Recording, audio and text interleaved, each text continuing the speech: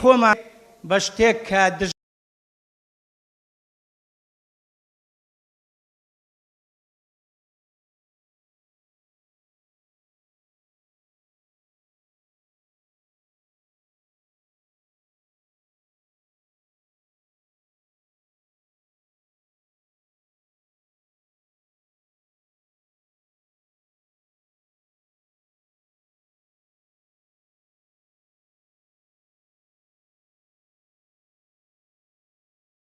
بەیسیک و ملتەزیم بین هەموو ئەخلاق و کردار و گفتارمان منبەثەق و هەڵقڵاو بی لە ئاینی پیرۆزی ئیسلام لەوانەیە دیسان سەرسام بین بە هەندێک کولتور و یعنی دابوو نەریتی یعنی نەیار بە ئیسلام حتا دەگاتە ئەوەی لە ڕووی عیبادەتەوە خەڵکێک لە موسڵمانان بەڕاستی یعنی لە پاشەکشەدان لە جیاتی ئەوەی پەرستشێکی باش عیبادەتێکی باش بکەن دیسان بە ناوێک لە ناوەکانەوە لەوانەیە وازمان لە هەندێک شتی نابی کە یعنی عیبادەتە کە ئیحسانە کە تاعەتە تا دەگەینە سەر کۆمەڵێک یعنی کردار و گفتار و کار و چالاکی چونکە مەسەلەی عەمەل مەسەلەیەکی زۆر گەورەیە بەڵام لە هەمان کاتدا هەندێکمان لە هەندێک کار و کردار تێمان دۆڕاندووە و ڕۆژ بۆ ڕۆژێ لە پاشین جا ئەوە بەڕاستی یعنی دەردێکە چارەسەری دەوێ نەخۆشیەکە دەرمانی دەوێ برینێکە ساڕێژکردنی دەوێ ئایا بە چ شتێک چارەسەر دەبێ من بە خێرا چەند شتێک باسەکەم کە زانانی ئیسلام کە عنوانەکەی بەو شێوەیە ئایا دەوریان لە گۆڕانکاری لە هەستانەوە لە نەهدا لە ڕێنساز چییە دەبێت دەوریان ئەوە بی کە یعنی خەڵک لەسەر ئیسلام بە بیر و باوەڕێکی ڕاست و دروست بە فەهم و تێگەیشتنێکی ڕاست و دروست گۆش و پەروەردە بکەن ئەگەر هەر کەسە و لە ئاستی خۆی لە ڕاستی خۆی کاریگەری باشی هەبوو لە تەغیر و لە گۆڕانکاری و لە بنیادنان و لە ئەستانەوەدا توانیمان خەڵک گۆش بکەین پەروەردە بکەین ئەمن پێم وایە هەنگاوێکی باش بەرەو پێشەوە دەچین ئەگەر زانانی ئاینی کاریگەری ئیجابیان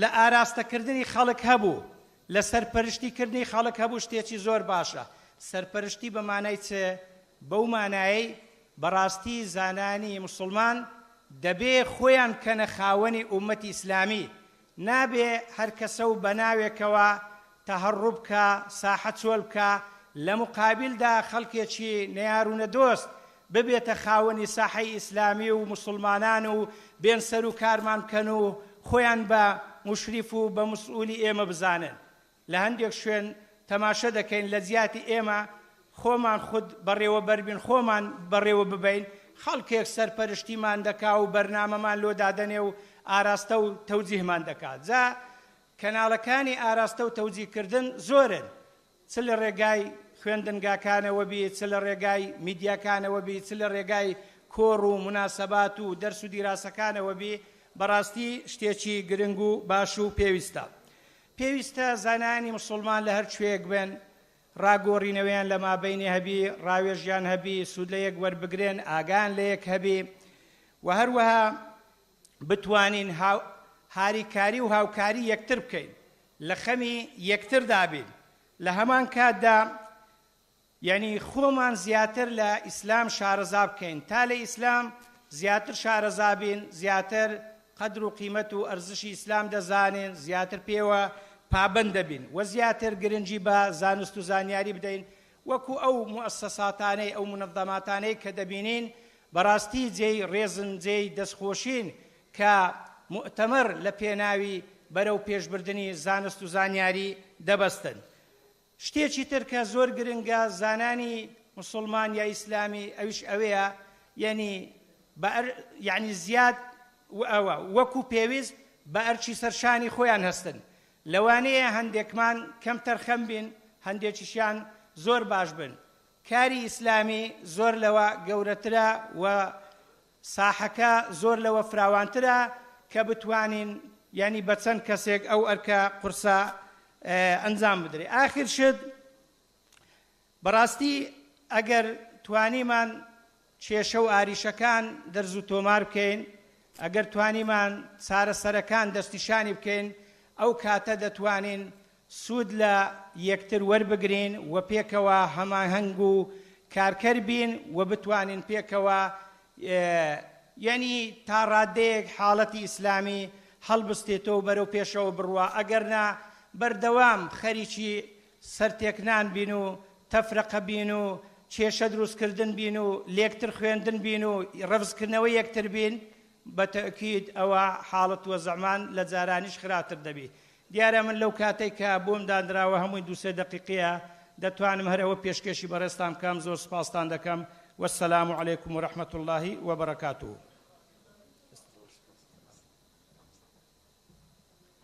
خدا جما مستا شوان رابر راضی به میوانم قیمت میوانه گو فهم ناکن برگوه کا مترجم هنه وردگارین سورانی عربی ترکی کردی یه زمانی فهم دکه کاری برگوه کا بین سر ویا جبو فهم بکه. باجار مردین ما سیدا شیخ صلاح الدین سیدا اولو دعوت کربو لی سیدا زودا نخوشا اسلاوی جهبون طلباوی دعا جهبو جبو و جوینه طلبا دعا خصوصی یا سیدا لرا هبو کوریوی سیدا محترم ملا مهدی سیدا اولو بشدار بو سیدا دخوازی سلاو داینه که بکی کرم بکی سیدا.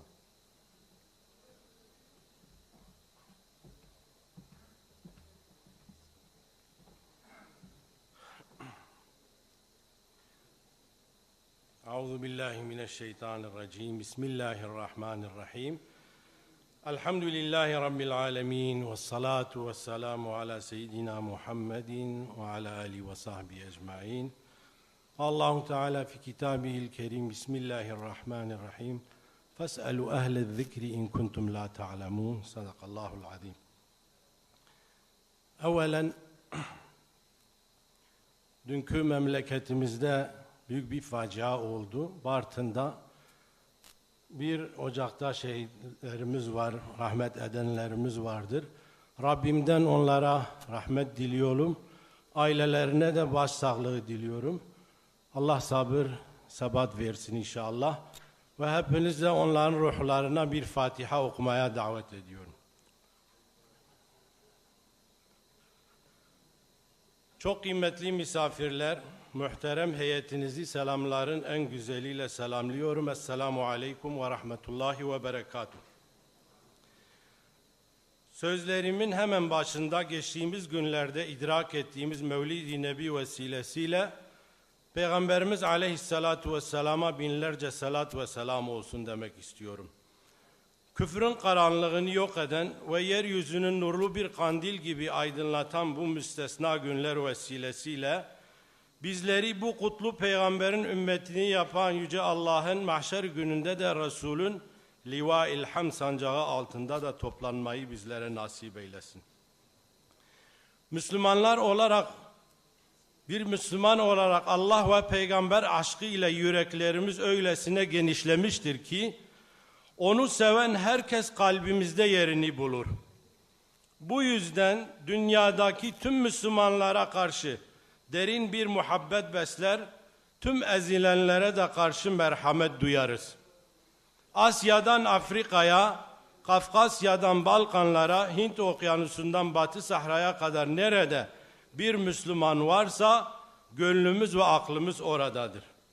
Bosnalı, Azerbaycanlı, Afganistanlı kardeşlerimiz sevinciyle sevinir, kederleriyle kederleniriz. Arakanlı, Suriyeli, Yemenli yetimlerin acısı bizim de acımızdır. Filistinli çocuğun gözyaşı, Afrikalı annenin feryadı bizi yaralar. Çünkü biz peygamberin buyurduğu hakikatin gereği Müslümanlar bir bedenin azaları olarak görürüz. Sunulan materyalist ideolojilerin çare olmadığı, aksine insanlığı her yönden felakete sürüklediği gün geçtikçe de daha iyi anlaşılıyor.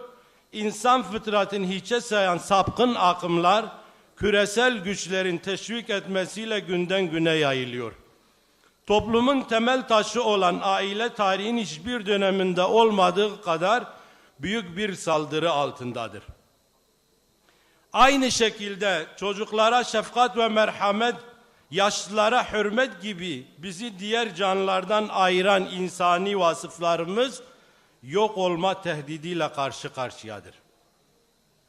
Genç nesiller tüm kötülüklerin anası olan içkiden uyuşturucuya, ekran bağımlılığından dinsizlik akımlarına kadar çok ciddi sorunlarla boğuşuyor.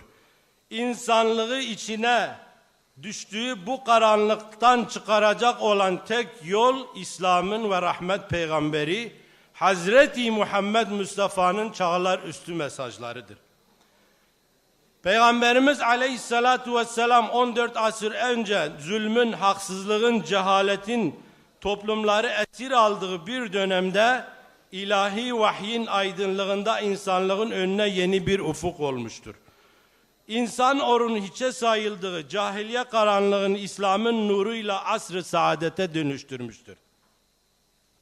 Gençliğinden yaşlılığına, ticaretinden idareciliğine, aile reisliğinden davet metoduna kadar hayatının tüm safhalarıyla Hazreti Muhammed Mustafa sallallahu aleyhi ve sellem bizim tek önderimizdir, sultanımızdır ve rehberimizdir. Adalet, merhamet, barış, selamet, güven ve kardeşlik dini olan İslam sadece Müslümanların değil bütün insanların huzur ve selametini ister. Hem bu dünyanın hem de ahiretin kurtuluş reçetesi olan İslam din mensupları olarak bize düşen vazife elimizdeki reçeteyi sahih bilgi, doğru yöntem ve güzel bir üslupla tüm insanlığa ulaştırmaktır. Bugün İslam dünyası türlü sorunlarla boğuşmakta ve mevcut parçalanmalar, ihtilaflar ve bölünmeler sebebiyle bu sorunların etkisini daha ağır hissetmektedir. İslam devletleri arasında ihtilaflar Batı ülkelerin eliyle alevlendirilmekte ve ihtilaflar kalıcı düşmanlığa dönüştürülmektedir. Sevinçte bile bir araya gelemeyen, bayramlarını bile daha farklı günlerde kutlayan bir ümmetin başına da türlü musibetlerin gelmesinden daha doğal bir durum yoktur. Bunun yanı sıra İslam dünyası asırlardır itikadi sapkınlıkların açtığı derin acılarla boğuşmaktadır. Elhamdülillah sıkıntılı süreçlerinin üstesinden Allah'ın varlığına ve birliğine olan sarsılmaz inancımız ile Peygamber Efendimiz Aleyhisselatü Vesselam'a olan derin muhabbetimiz sayesinde geleceğiz. Her ne kadar birileri epeyce bir süre milletimizi dininden uzak etmek uğraşırsa da başarılı olamadılar. Memleketimizin dört bir yanında asırlardır varlığını sürdüren ilim, irfan yuvaları olan medreseler ve dergahlarımızın ve buralarda yetişen alimlerin çabaları ve mücadeleleri sonucunda milletimiz inancına daima sarılmış ve o yoldan ayrılmamıştır. Batı medeniyeti ilim ve teknolojide sağladığı üstünlükle bizim hayatımızı kolaylaştıran birçok gelişmeler sağlamıştır. Ama bir de bunun arkasında bir zihniyet var. Bu zihniyet sömürgeci bir zihniyettir. Emperyalist güçler, küresel aktörler İslam dünyası üzerinde kötü emellerini uygulamaya devam ediyorlar. Fakat temel sorun bizim bunlar karşısında ne yaptığımızdır.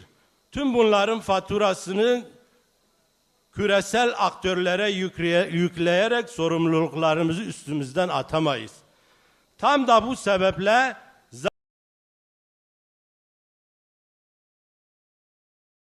afiyetlerimizin farkına varmak, çözüm üretmek, velhasıl öze dönmek zorundayız.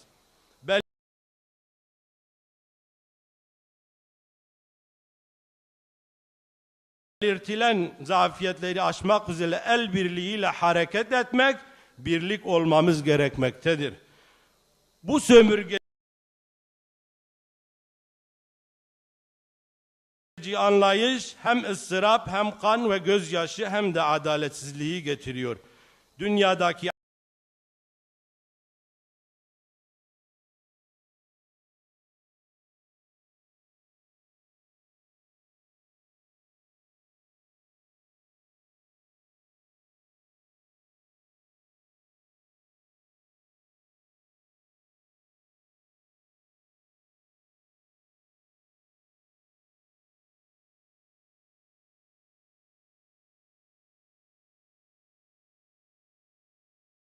adaletsizlik Muhterem Doktor Sami Saidi em daveti mikrofon etkin.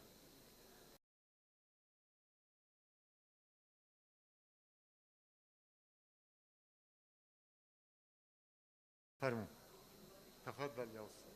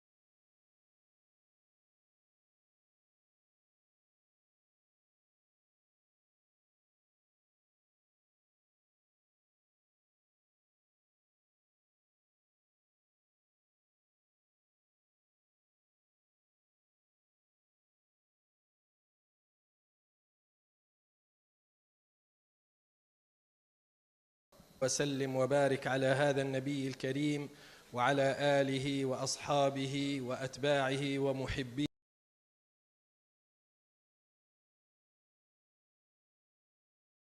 وأنصاره إلى يوم الدين. أما بعد، فأيها السادة العلماء،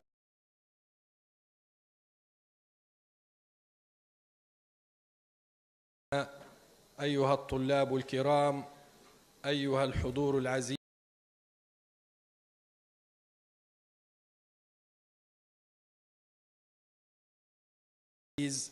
أحييكم بتحية الإسلام، فالسلام عليكم ورحمة الله وبركاته.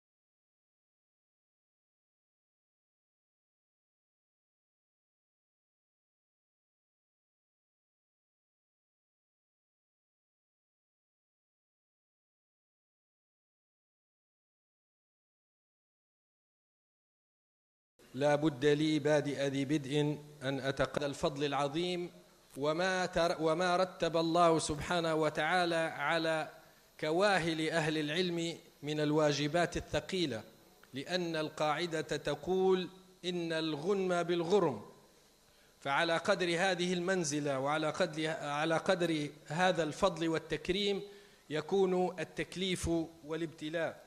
الله سبحانه وتعالى جعل أهل العلم ورثة للأنبياء، كما قال نبينا صلى الله عليه وسلم: وإن العلماء ورثة الأنبياء، وإن العلماء لم يورثوا دينارا ولا درهما، وإنما ورثوا العلم، فمن أخذه أخذ بحظ وافر. وكذلك بين رسولنا الكريم صلى الله عليه وسلم أن العالم يستغفر له الحوت في البحر، وحتى النملة في جحر،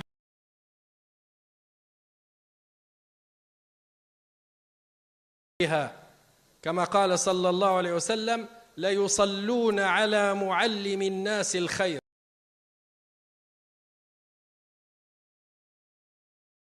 نعم، لأن العلماء ينشرون الخير وينثرون الهدى،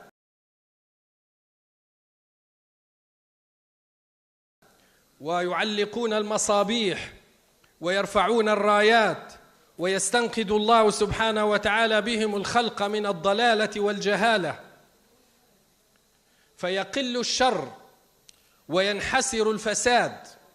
وإذا هذا الفساد الذي يستشري ويضر بالكون كله، قال الله تعالى: ظهر الفساد في البر والبحر بما كسبت أيدي الناس ليذيقهم بعض الذي عملوا لعلهم يرجعون. النملة في جحرها تتضرر من الفساد، والطائر في وكره يتضرر من الفساد. فإذا ما نشر العالم الخير وعلم الناس الهدى ورغبهم فيه قل الفساد، فقل الضرر على النمل والوحش والطير في أوكاره، فاستحق هذا العالم أن تستغفر له هذه المخلوقات. العلماء ورثة الأنبياء، نعم، ولهذا عندما نزل قوله تعالى: يا أيها النبي إنا أرسلناك شاهدا ومبشرا ونذيرا، دعا النبي صلى الله عليه وسلم عليا ومعاذا رضي الله عنهما، وقد كان كلفهما أن يتوجها إلى اليمن قضاة ومعلمين ودعاة، قال: يسرا ولا تعسرا، وبشرا ولا تنفرا، فإنه قد أنزل علي الليلة آية يا أيها النبي إنا أرسلناك شاهدا ومبشرا ونذيرا. هذه الأمة خاتمة الأمم وخاتمة الرسالات، ونعلم علم اليقين أن هذا الدين باق إلى أن يأتي أمر الله، إلى آخر عمر هذه الدنيا، ورسولنا صلى الله عليه وسلم هو خاتم الأنبياء. من لهذا الدين ومن لهذه الدعوة؟ أذكر ويحضرني كلمة قالها الإمام عبد الله بن المبارك رحمه الله تعالى عندما ضاق بعض الناس ذرعا بالأحاديث الموضوعة. جاءه رجل فقال له: هذه الأحاديث المصنوعة، منزعجا، فطمأنه الإمام ابن المبارك بقوله: يعيش لها الجهابدة. يقيد الله لهذه الأحاديث الموضوعة من يغربلها. وهكذا اليوم إن قال لنا قائل: من لهذه التيارات الهدامة، الإلحاد الذي يريد أن يقتلع جذور هذه العقيدة المباركة من نفوس شبابنا أبنائنا وبناتنا، إذا قال لنا قائل: من لهذه الشبهات، الطعن في سنة الحبيب المصطفى صلى الله عليه وسلم، هذه التيارات، التفسير الحداثي للنصوص الكتاب والسنة، القول بتاريخية نصوص الكتاب والسنة، وأن هذه النصوص جاءت لمرحلة زمانية مضت وانقضت، وتلك أمة قد خلت، من لهذا كله؟ نقول له: يعيش لها الجهابذة. وهذه القضايا الساخنة التي أشار سادتنا العلماء إلى كثير منها، فلسطين على رأس هذه القضايا، المسلمون في الصين، المسلمون في الهند، العراق، اليمن، ليبيا، سوريا، وغيرها من بلدان العالم الإسلامي، من لهذه القضايا؟ يعيش لها الجهابذة. أهل العلم هم قادة هذه الأمة، وتعلمون أن أهل العلم عند كثير من العلماء أو أكثرهم هم أولو الأمر على الحقيقة.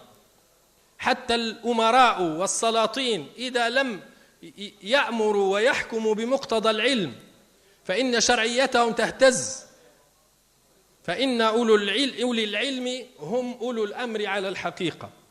ولهذا لا بد أن نلتفت إلى ذلك. لماذا تضعف هذه الأمة؟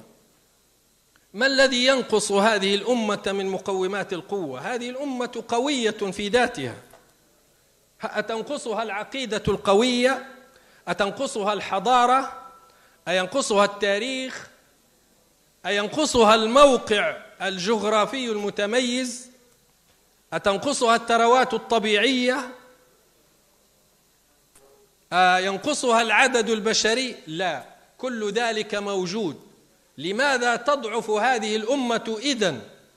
لأن بعض هذه الأمة للأسف يفتت هذه عوامل القوة هذه بيديه. مشكلتنا في بعض إخواننا وأبنائنا الذين يساهمون بوعي أو بغير وعي، بحسن نية أو بغيرها، في تفرقة هذه الأمة. ولهذا نحن نفرح ونسر أيما سرور عندما نرى اجتماعا علمائيا مباركا مثل هذا الاجتماع، فيه من أقطار الدنيا، من مشارق الأرض ومغاربها، كثير أو بعض الحاضرين لا يعرف لغة البعض الآخر، نحتاج إلى الترجمة. ما الذي جمعنا؟ لم تجمعنا تجارة ولا أموال ولا أنساب، جمعنا هم واحد. هذه هي بداية الحل. إذا اجتمع أولو الرأي وأولو العلم ووحدوا الجهود ورتبوا الأولويات وبذل كل منهم ما يستطيع في هذه القضايا وفي رد هذه الشبهات، بنشر العلم بهذه المدارس التي تشرفون عليها في هذا المكان المبارك وفي غيره، هذا هو ضمان استمرار قوة هذه الأمة. ولهذا أيضا إن قال لنا قائل، قد يقول قائل هذا الكلام نظري وهذا الكلام مثالي.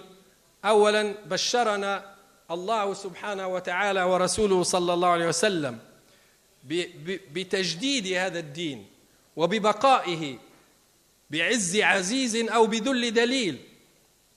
هو الذي أرسل رسوله بالهدى ودين الحق ليظهره على الدين كله وكفى بالله شهيدا. ولو كره الكافرون ولو كره المشركون. وقد صح عن نبينا المصطفى صلى الله عليه وسلم أنه قال كما في سنن أبي داود: إن الله يبعث لهذه الأمة على رأس كل 100 سنة من يجدد لها دينها. هذا وعد من الله سبحانه وتعالى، ومن أصدق من الله قيلا. وكذلك بين النبي صلى الله عليه وسلم أن هذا العلم، وأسأل الله سبحانه وتعالى أن يكون الحضور من هؤلاء. قال النبي صلى الله عليه وسلم: يحمل هذا العلم من كل خلف عدوله ينفون عنه تحريف الغالين وانتحال المبطلين وتأويل الجاهلين. إذن ماذا يحاول هؤلاء الأعداء؟ إنهم يحاربون الله سبحانه وتعالى، يحاربون دين الله سبحانه وتعالى الذي تكفل الله بحفظه إلى أن يأتي أمر الله. وأختم بمثال حي على أن هذه الأمة لا تموت.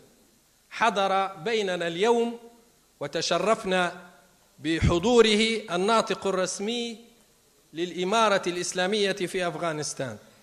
هذا الشعب الأعزل الضعيف من أسباب القوة المادية كسر شوكة 3 إمبراطوريات من أقوى الإمبراطوريات.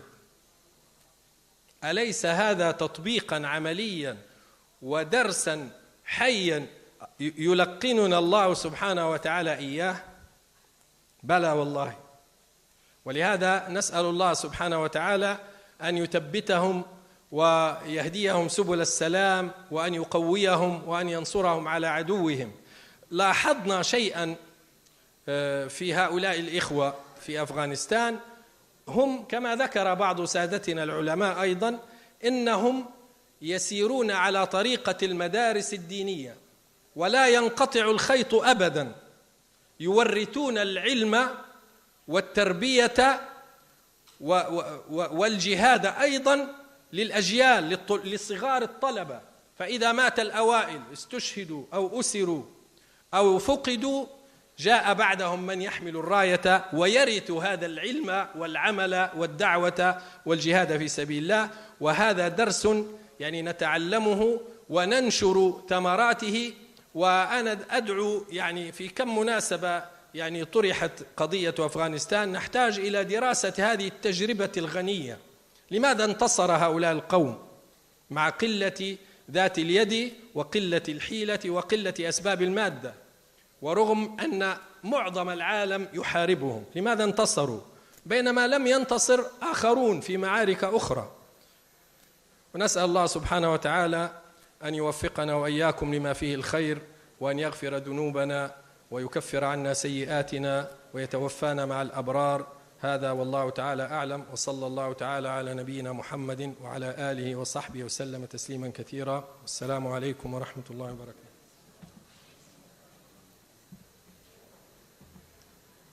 خداش ما مستر رازي بنهاجي جماعة بزناوية إسلامي يا كردستان عراق محترم سيد حسن أميني أم دعوتي ميكروفون يدكن.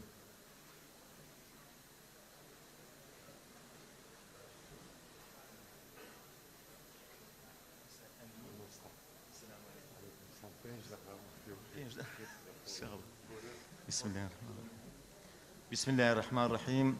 السلام عليكم ورحمة الله وبركاته. جميل جدا حقيقة في هذا الملتقى أن تلقى كلمات. الملتقى نستطيع أن نسميه ملتقى القنطرة، تارة باللغة العربية، وتارة باللغة التركية، وتارة باللغة الكردية، وحتى باللغة الأفغانية أو الفارسية. والحمد لله كانت ملتقى القنطرة لينزع الله ما في قلوب المسلمين قبل دخولهم الجنة ما في قلوبهم، ويدخل بسلام آمنين إخوة إن شاء الله تعالى. بسم الله الرحمن الرحيم. الحمد لله رب العالمين، ولا عدوان إلا على الظالمين، والصلاة والسلام على خير الخلق محمد الأمين وعلى آله وصحبه أجمعين. أقول بحول الله وقوته بعد أعوذ بالله من الشيطان الرجيم: يرفع الله الذين آمنوا منكم والذين أوتوا العلم درجات والله بما تعملون خبير.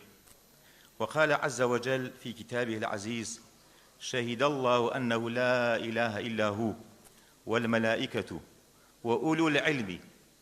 وأولو العلم قائما بالقسط لا إله إلا هو العزيز الحكيم. أيها الإخوة السادة العلماء الأفذاذ والقائمون على الندوة أو المؤتمر أو الملتقى، رئيسا وأساتذة وشيوخا، وحتى الإخوة المريدين والإخوة الإعلاميين والإداريين والسادة الحضور، كل حسب لقبه وعنوانه ووظيفته، السلام عليكم ورحمة الله وبركاته. بداية أنقل لكم تحيات سماحة الشيخ عرفان علي عبد العزيز، المرشد العام للحركة الإسلامية في كردستان العراق، الذي دعا في اجتماع معه على الأخوة الإيمانية والرابطة الأخوية، مبنية وتكون قرارات هذه الملتقى مبنية على أساسا على الأخوة والمحبة والتعايش السلمي والحوار البناء ونبذ الخلاف والتفرقة والأخذ بالكتاب والسنة وأقوال علماء المحققين المفسرين المجاهدين في تحديات العصر التي باتت تدق جميع أوصال الأمة الإسلامية. أيها السادة الحضور، ما أجمل أن يلتقي المسلمون بخيرة ما في مجتمعاتهم، وهو النخبة والراية والهداة، وأقصد بها العلماء، منهم لا سيما إن كان الهدف واحدا وهو رضا الله سبحانه وتعالى، متمسكين بهدي القرآن الكريم وسنته الصحيحة الآمرة بالتمسك بالجماعة والابتعاد عن كدر الفرقة والخلاف. أيها السادة العلماء، والحمد لله أقول نسمع يوميا عن عقد المؤتمرات والندوات عن مختلف المواضيع في مختلف البلدان الإسلامية وحتى غير الإسلامية، مواضيع تهتم بإصلاح المجتمع الإسلامي من الغزو الفكري ومحاولة الانحلال الأخلاقي وإبعاد المسلمين عن دينهم الصحيح وإشغالهم بالخلافات الفقهية والتقاطعات المذهبية، فمثلا إشغالهم بمسائل زواج المسيار والبوي فريند وختان المرأة والمسائل النصيب وهذه المسائل، ووضع اليد في الصلاة وتحريك الإصبع وغيرها. أيها الحضور الكريم، إن تحديات المرحلة التي تمر بها الأمة الإسلامية على كافة المستويات تستدعي على الجميع وعلى وجه الخصوص أهل العلم الشرعي الابتعاد عن الخلافات بكل أشكالها وأنواعها، والتأكيد على المتفق عليه والحوار المشترك والمتبادل والسلمي بين الجميع. وطالما نؤكد أن المسائل على اختلافها بين العلماء يجب أن تكون في دائرة الاجتهاد الشرعي، ونحن نعلم أن العلماء لهم إسهامات في مختلف المجالات العلمية تاريخية كانت أو تعليمية واجتماعية واقتصادية وتربوية. ومن هنا نؤكد ومن على هذا المنبر على أهمية دور العلماء في نشر العلم وإفادة الناس لقيادتهم لهم. أيها السادة الحضور، دور العلماء مشهود له لحل المشاكل اليومية كمرجع ديني موثوق به معتبر لدى الجميع والحمد لله، وإرشاد المجتمع في التحذير من الآفات التي تحيط بها المجتمع وتنهكه، منها المواد المخدرة والمواقع الإباحية وغيرها. ودورهم أيضا في تحذير الحكومات في اتخاذ القرارات تستند إلى معلومات علمية جديدة حول القضايا الهامة في مجال الصحة والبيئة والزراعة والصناعة وغيرها. ودورهم أيضا في البرلمانات ومجالس الشعب في الدول الإسلامية للاستفادة في الأحكام الفقهية في التشريع بشأن القضايا المجتمعية التي تطلب المعارف العلمية الرصينة. وعلى مستوى المعرفة المساعدة في خلق المعرفة الجديدة وتحسين التعليم وطرق التدريس أصالة، ودراسة الفلسفة والمنطق والعلوم الطبية وغيرها. كل هذا لاتخاذ التدابير اللازمة لمواجهة كل تلك التحديات التي أشرنا إليها في بداية الحديث. ودورهم أي العلماء في فهم المشاكل التي يواجهها صانعو القرارات السياسية. ونحن نرى أن في الأحداث الجسام والأمور العظام ذات الصلة بمصير الأمة والدول كيف يهرأ الساعسة إلى العلماء لإقناع الشعوب وشحذهم لمواساة المصير المشترك المتعلق بتاريخ الأمة ومصيرها. ومن هنا نثمن دور العلماء والمجامع الفقهية في التحقيق والتأليف والتصنيف والتقسيم بين الأبواب والعلوم جميعا، وتخريج الأحاديث وأقوال العلماء في بطون الكتب والمخطوطات. وأيضا ومن هذا المنبر نشد على أيدي القائمين على هذا المؤتمر، وأخص بالذكر دولة تركيا وشخص الرئيس رجب طيب أردوغان لجمع هؤلاء النخبة في هذا المؤتمر ومن خير المجتمع في هذا المؤتمر الموقر. إخوتي الحضور، للتذكرة فقط، فأنتم سادتنا وشيوخنا أن نقوم بالواجب الأخوي من رباط العقيدة والإيمان ورابط الأخوة الصادقة ورابطة القوة والعزم، فالعلماء أهل العزائم لا أهل الرخص. وكمسؤولية تاريخية في توضيح العلاقة وتمتينها بين الأخوة جميعا، وخاصة نحن نعيش أجواء الحرب العالمية الثالثة التي باتت تدق أبواب كل الدول. باتت الدول مارقة على كتاب الله وسنته وهذه يهددون الإنسانية جميعا. فليس المسلم اليوم والحمد لله كما كانوا يصنفوننا إرهابا في العالم، بل هم الذين يهددون المجتمع الإنساني برمتها بقرار الدول الفيتو التي منحوها لأنفسهم إلا المسلمين. وكذلك نعيش أجواء مؤامرة دولية على الإسلام والمسلمين في حروب داخلية أو اقتصادية وغيرها. فمن كان وما زال غير المسلم يهجر، ومن كان غير المسلم وما زال يقتل، ومن كان وما زال غير المسلم يهجر في داره ودياره، ومن كان وغير المسلم ينتهك عرضه وينهب ماله. الآن نرى انقلب المكر السيء بأهله في روسيا وأوكرانيا والصين والتايوان وغيرها. فحديث القصعة وتداعي الأمم على أهل الإسلام تشير بشكل واضح على أن التفرقة مكمن الداء، وحب الدنيا وكراهية الموت علة جامعة لكل انكسار في التاريخ الإسلامي.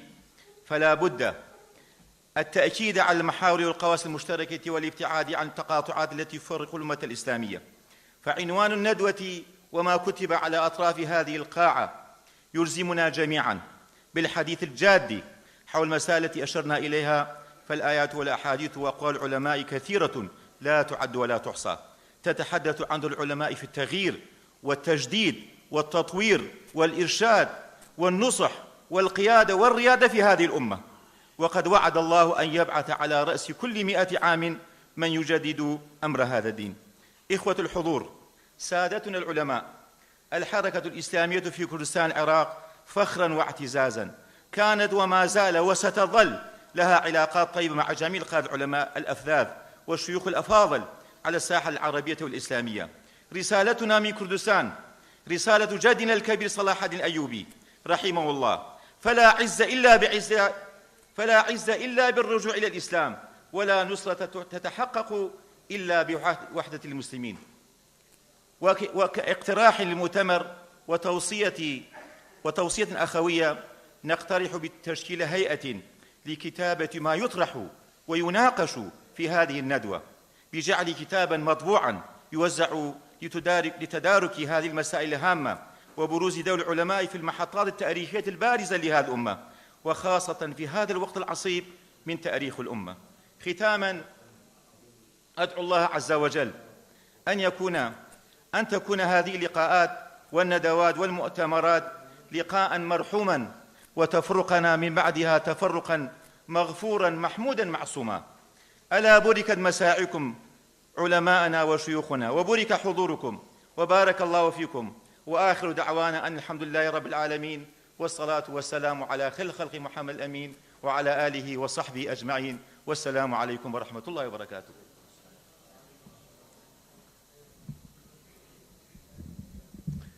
هدیج ما مستر رازی با بله میوانم قیمت براستی هنک سلاف داینه دهنه انشالله د جلسه الصبح ده امی وان برادری خوا گازیون بکن نهاجی جبو جلسه دودا مودراتوری جلسه دکتر ایماد ستار گوانیش کردستان عراقی هم دعوتی ماسه بکن ما مستر لوری واحد.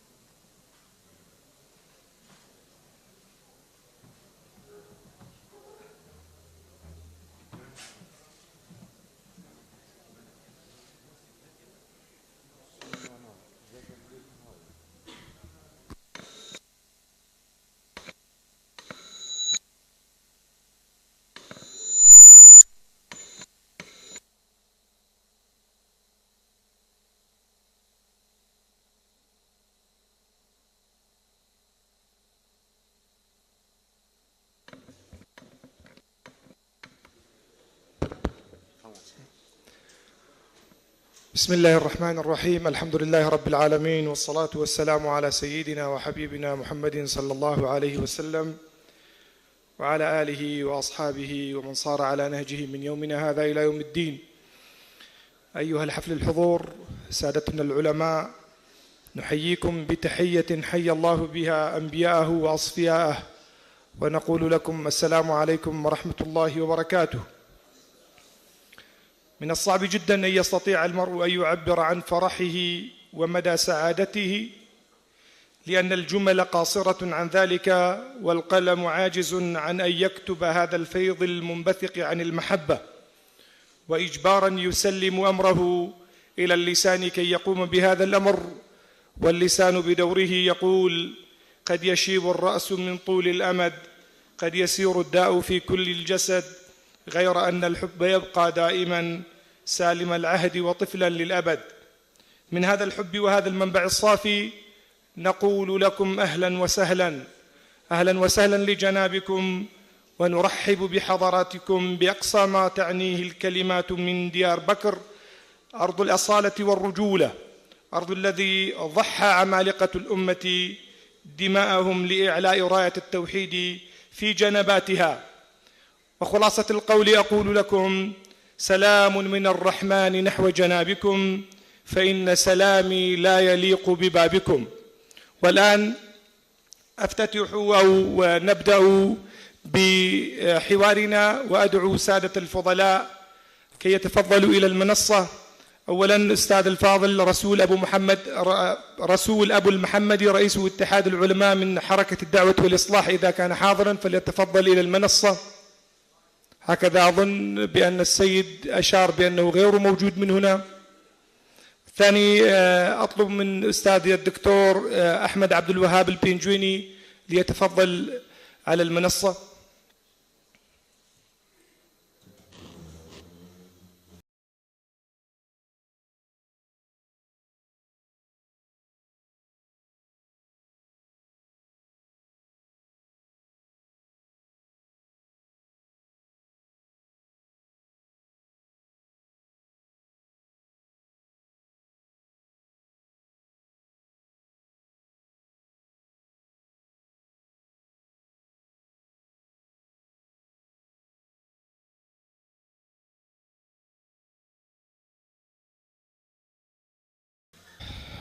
أبدأ بعون الله سبحانه وتعالى، ثم بعد الانتهاء الكلمات من السادة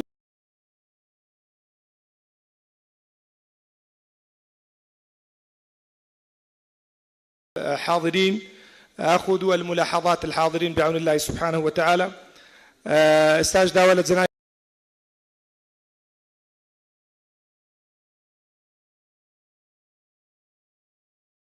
برز مامۆستا دکتۆر سەید ئەحمەد پێنجوێنی ئەەکەم بۆ پێشکەشکردنی وتەکەی، بەڵام جەنابی مامۆستای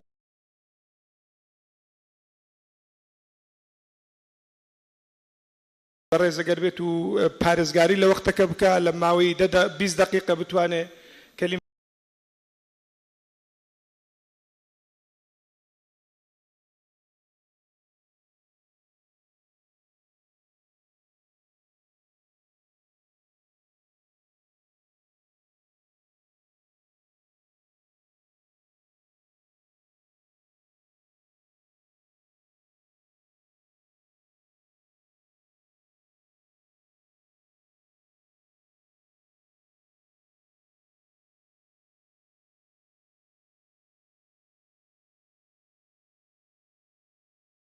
الحمد لله والصلاة على رسول الله وآله وصحبه المجاهدين في سبيل الله.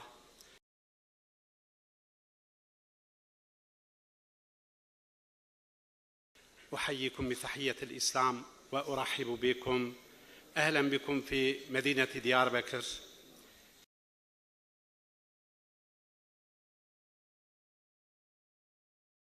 في عاصمة المدارس الإسلامية وعاصمة الحضارات التاريخية، أهلا وسهلا.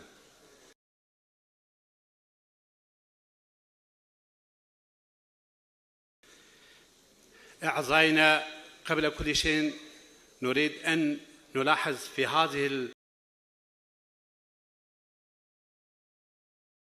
المؤتمر المباركة شيئين.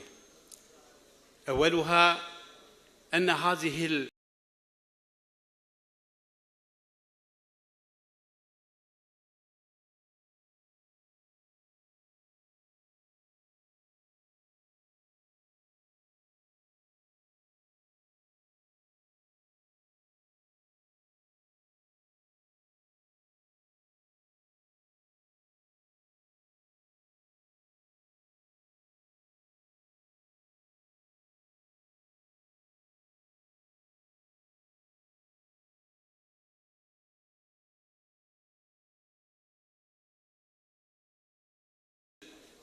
مؤتمر المبارك إن هذه أمتكم أمة واحدة وأنا ربكم فاعبدوني.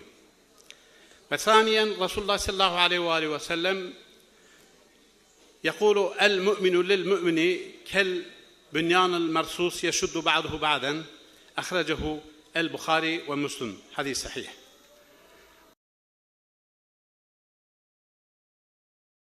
وثالثا أعزائنا، أريد أن أذكر لحضرتكم الغالي كلاما من شيخ الأديب المشهور في عالم الإسلام، شيخ سعدي صاحب كتاب غلستان الإيراني، يقول هكذا باللغة الفارسية: بني آدمی اعضا یک دیگرند کی در آفت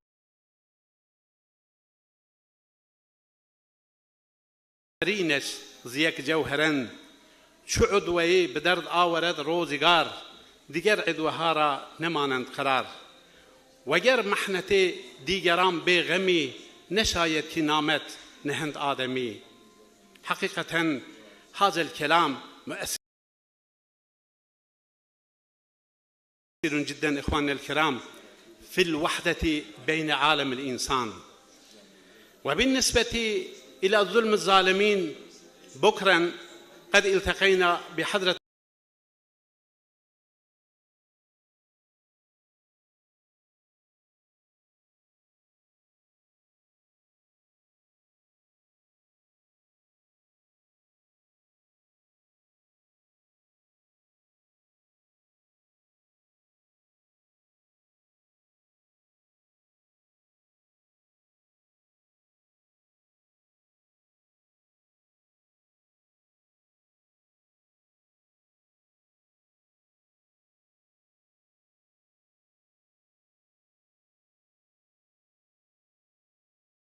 الغالي الأخنا العزيز ألا نطيل عليكم يعني، ولكن إن شاء الله بشكل مختصر، الزمن يعني مختصر طبعا، إن شاء الله سنتلو بحضرتكم بعض المعلومات. الحضارة الإسلامية وهي الحضارة ناتجة عن تفاعل الشعوب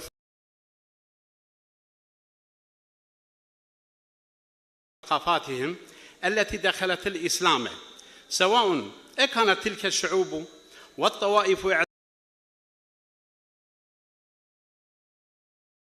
اعتنقت الإسلام أم كانت تعيش في كنف الدولة الإسلامية ولكنها غير مسلمة مثل اليهود والنصارى والسابئة وغيرهم، والذين كانوا يعيشون في كنف الحضارة الإسلامية. ومن مميزات الحضارة الإسلامية أنها كانت متنوعة إلى حد كبير، وذلك لأن الشعوب التي اعتنقت الإسلام وعاشت في ظل الدولة الإسلامية كانت تحمل ثقافات مختلفة وخلفيات فكرية وحضارية متعددة،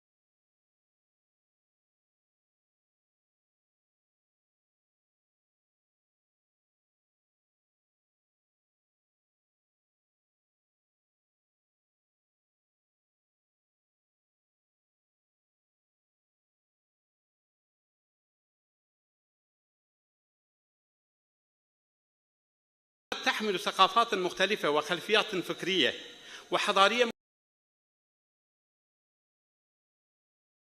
متعددة.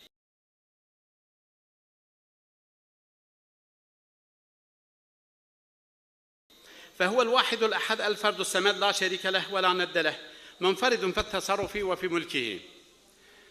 قل هو الله أحد الله الصمد لم يلد ولم يولد ولم يكن له كفوا أحد. وإلهكم إله واحد لا إله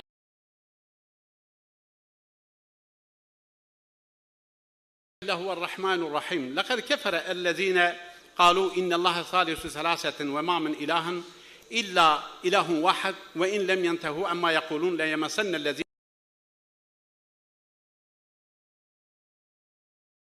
كفروا منهم عذاب أليم. كما ورد في الآيات هو إفراد الله تعالى بما يختص به من الألوهية والربوبية والأسماء والصفات، يعتبر التوحيد من أهم الركائز الروحية والعقدية في الإسلام وحضارته. العدل الثاني، العدل إعطاء كل ذي حق حقه، إن خيرا فخير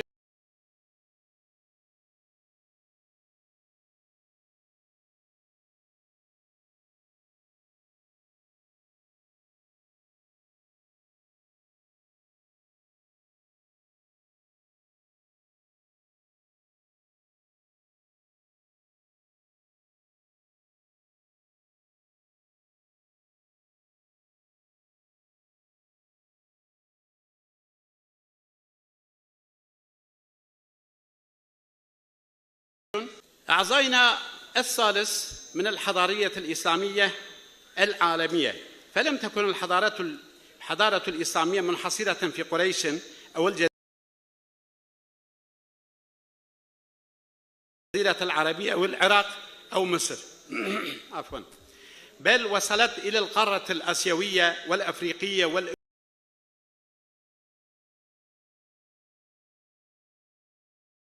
والأوروبية وكل أنحاء الكرة الأرضية في جميع الدنيا، وما أرسلناك إلا رحمة للعالمين. قل يا أيها الناس إني رسول الله إليكم جميعا. أعزائنا الأكراد والحضارة الإسلامية، العلاقة بين الأكراد والحضارة الإسلامية.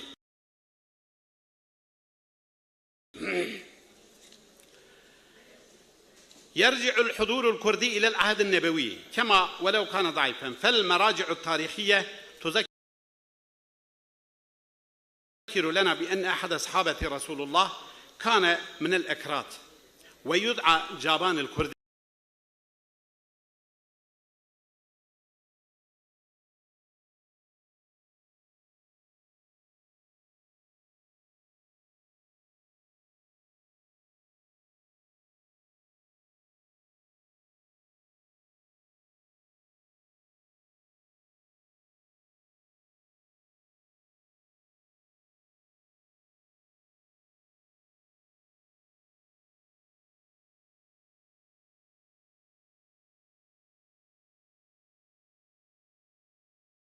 رضي الله تعالى عنه. إلى أقوال عدد من المفسرين الكبار للقرآن الكريم، ونراهم قد فسروا هذه الآية وقالوا بأن المقصود بأولي بأس شديد هم الأكراد.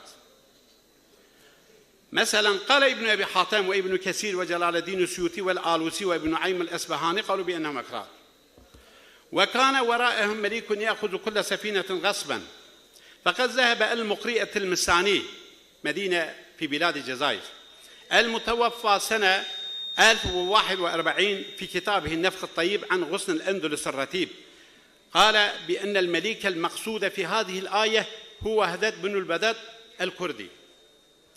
وكذلك المؤرخ الكردي الكبير محمد أمين زكي يقول بأن الملك المقصود في هذه الآية هو هدد بن بدد من القبيلة الهزبانية الكردية، وكان ملكا ظالما. قال موعدكم يوم الزينة وأن يحشر الناس ضحا، فإن كبار مفسر القرآن الكريم أمثال القرطبي ابن كثير الطنطاوي وغيرهم قالوا بأن يوم الزينة هو يوم نوروز، وكما نعلم بأن يوم النوروز هو يوم للفرح عند الأكراد، ويقيمون بها الاحتفالات بمناسبة حلول الربيع كل عام، وتلك عادة إلى يومنا هذا. القرآن والكردية واللغة الكردية، كبار علماء اللغة وعلوم القرآن قالوا بأن هنالك مفردات جذورها وأصلها غير عربية موجودة في القرآن الكريم، وهنالك مؤلفات ومراجع تاريخية حول هذا الموضوع مثل الإتقان في علوم القرآن للسيوطي. وحسب ملاحظات العلماء هناك عدة من المفردات الكردية في القرآن الكريم، وإليكم بعض الأمثلة. له مقاليد السماوات والأرض، والمقاليد تعنى بالعربية المفاتح، وقد ذهب الجوالقي وابن دريد والسيوطي وغيرهم بأن كلمة مقاليد ليست عربية بل هي دخيلة على العربية. وفي هذه النقطة جدير بالذكر بأن هذه الكلمة كردية ويستعملها عامة الأكراد إلى يومنا هذا، وكذلك نجد استعمالات هذه الكلمة كثيرا في الأدب الكلاسيكي الكردي. يطوف عليهم ولدان مخلدون، وقد قال الجوالقي وأبو حاتم الرازي والسيوطي وابن دريد وغيرهم بأن أباريق هي كلمة دخيلة على اللغة العربية، وهنا يمكن القول بأنها كلمة كردية مركبة من آب وريت أو ريق، وتعني الانصباب. نعم، الأكراد هم قريش العجم. نعم أعزائنا، بل نجد بأنهم أطلقوا لقب قريش العجم على الأكراد، فكما أن قريش هي ذروة وسنام العرب فكذلك الأكراد هم ذروة وسنام الأعاجم.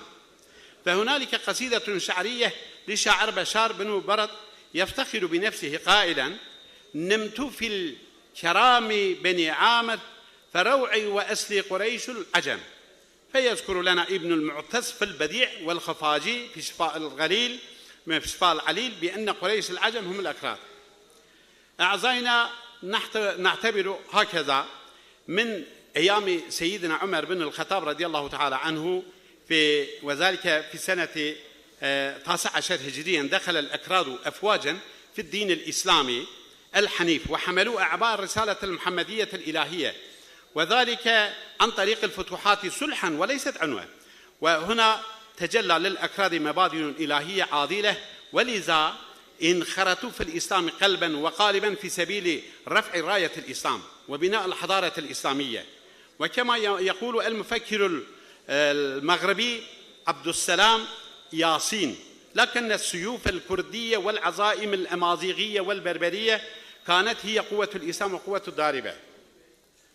أعزائنا، إن الأدب الكردي سواء النثر أو الشعر الكردي قد ولد ونشأ في المساجد والتكايا على ألسنة رجال الدين، ولذا نجد بأن الأدب الكردي في معظمه يحمل كلما دينيا إسلاميا.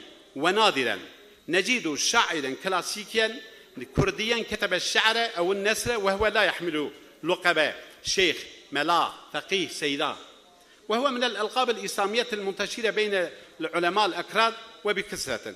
وإليكم بعض الأمثلة من أصل مئات بل آلاف من الشخصيات، مثل أحمد الخاني وفقيه طيراه وبابا طاهر عريان وملا عبد الله الهيزاني جد عائلة شوخرشي، وملا عبد الرحمن الملاكندي الذي كان في أيام دولة العثمانية وكان عالما فاضلا من فرسان الميدان بين فحول العلماء، وولده الشيخ أسعد الشوخرشي والشيخ عبد القادر الهزاني وملا أحمد الجزيري وكثير من ذلك العلماء، فلا نطيل في الندوة. أعزائنا، أبحاث العقيدة الإسلامية لدى العلماء الأكراد وباللغة الكردية. كما نعلم بأن العقيدة من أهم المباحث الهامة في الإسلام وهي أساس الدين، وكانت تدرس مادة رئيسية في جميع المدارس الكردية. ومن أجل الحفاظ على العقيدة الإسلامية ونشرها فقد أقدموا على كتابة الأبحاث والقصائد في العقيدة. وأول من كتب في العقيدة الإسلامية في بلادنا باللغة الكردية هو الشيخ أحمد الخاني رحمه الله تعالى، وبعنوان اسمه عقيدة إيماني. وبعده تم نشر العشرات من الأبحاث عن العقيدة بالكردية نثرا وشعرا من قبل علماء الكرد أمثال الشيخ عبد الله الشمزيني، فقي رشيد كوشر، عبد الرحمن، وهكذا يعني مئات من العلماء.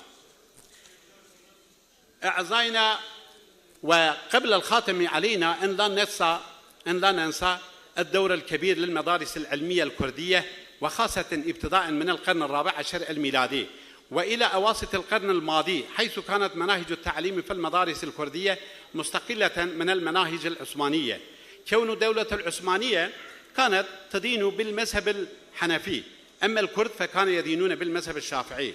وكانت المدارس الكردية منتشرة في بلاد الكرد، ونادرا ما نجد قصبة أو قضاء ولا يوجد فيها مدرسة أو تكية. وكانت هذه المدارس منارات للعلم والفضيلة، وكانت الدراسة فيها ب4 لغات: الفارسية، الكردية، التركية، العربية، والعثمانية، وهكذا. وهذه هي اللغات الشرقية الأساسية.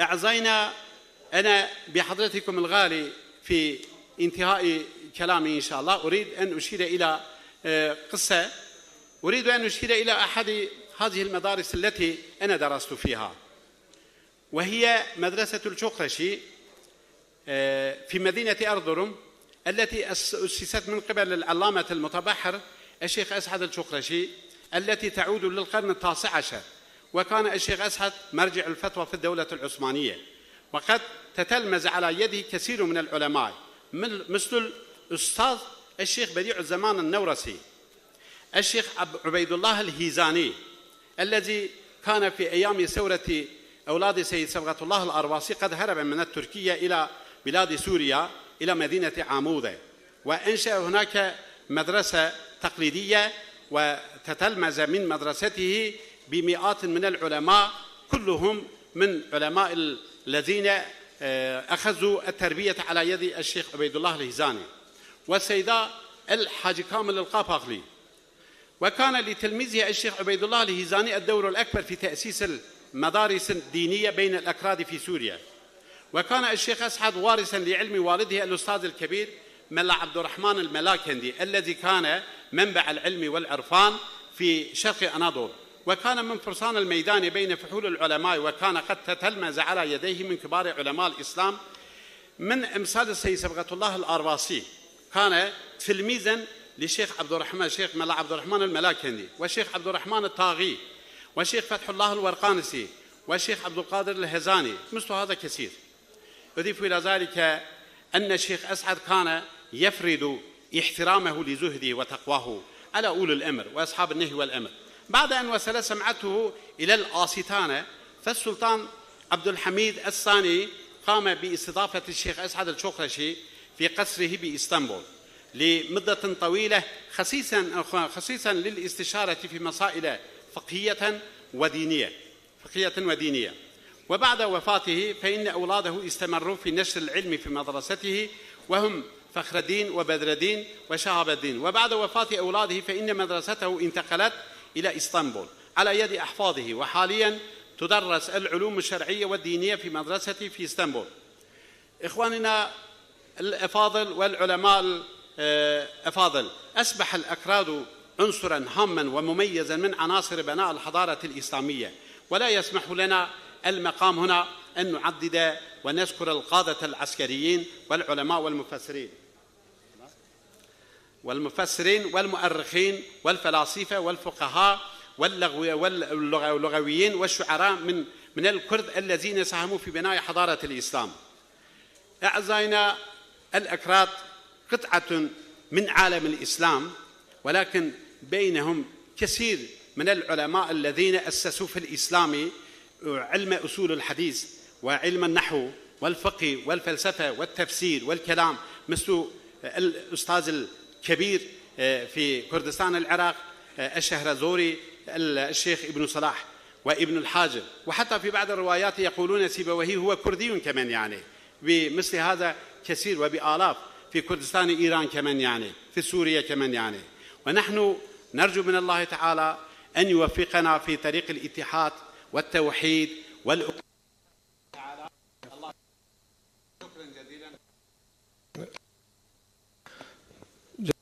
خيرا أستاذنا الفاضل على كلمتك الطيبة. ونستطيع أن نلخص ما تفضل به الأستاذ في ورقته في 4 نقاط حساسة والرئيسية. أولا، الحضارة الإسلامية نابعة من النص الشرعي جامع لجميع الأنواع والأشكال بغض النظر عن اللون والجنس. ثانيا، الحضارة الإسلامية لها مميزات وخصائص. ثالثا، للكرد حضور قوي في الحضارة الإسلامية من عصر الرسالة إلى يومنا هذا. رابعا، للمدارس دور فعال لانتشار الثقافة الإسلامية في المجتمع الكردي. ومن أراد أن يطلع أكثر على هذا الموضوع فليطالع كتاب الأعلاق الخطيرة في إخبار علماء الشام أمراء الشام والجزيرة، فيه يعني إشارات قيمة جدا لدور الأكراد في الحضارة الإسلامية. جزاك الله خيرا أستاذنا الفاضل. والآن أعطي الكلمة لأستاذي الفاضل أستاذ الدكتور أحمد عبد الوهاب البنجويني، فليتفضل لإلقاء كلمته مشكورا.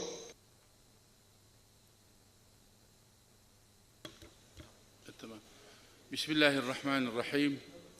الحمد لله رب العالمين، وصلى الله وسلم وبارك على سيدنا محمد إمام المتقين وخاتم النبيين المبعوث رحمة للعالمين، وعلى آله وصحبه أجمعين. أما بعد، فالسلام عليكم جميعا ورحمة الله وبركاته، أيها الإخوة العلماء وأيها الضيوف الكرام، حياكم الله وبياكم.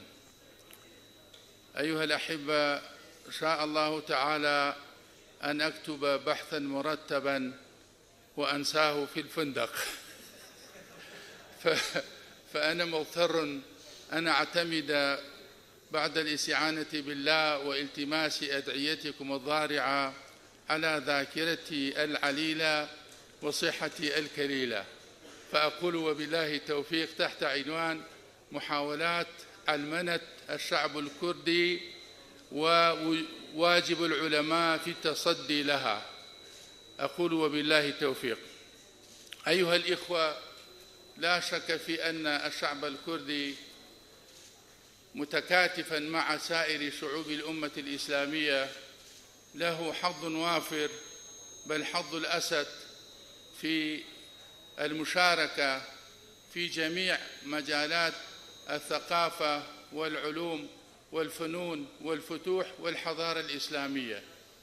ولذلك فهذا الشعب كسائر الشعوب المسلمة مرصود ومطلوب أن يقصى عن الإسلام، وأن يبعد عن هذا الدور الريادي القيادي الذي رآه في طوال تاريخه، لا سيما في فترة صلاح الدين الأيوبي رحمه الله سبحانه وتعالى، ومن لحقه ومن سبقه من خيار الفاتحين والعلماء والمجاهدين.